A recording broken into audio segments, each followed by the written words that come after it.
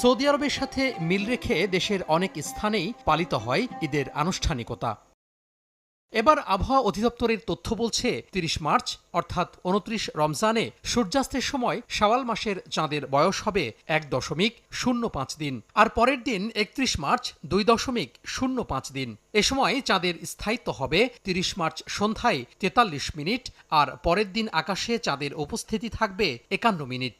আবহাওয়া অফিসের তথ্য অনুযায়ী আকাশ মেঘমুক্ত থাকলে ৩০ মার্চ সন্ধ্যায় খালি চোখেই দেখা যেতে পারে শাওয়াল মাসের চাঁদ। সৌদি আরব সহ অন্যান্য দেশের সাথে একই দিনে ঈদ উদযাপনের বিষয়ে এবার আলোচনা উঠলেও ইসলামী চিন্তাবিদরা কোরআন এবং হাদিসের নির্দেশনাকেই মেনে চলার উপর গুরুত্ব দিচ্ছেন।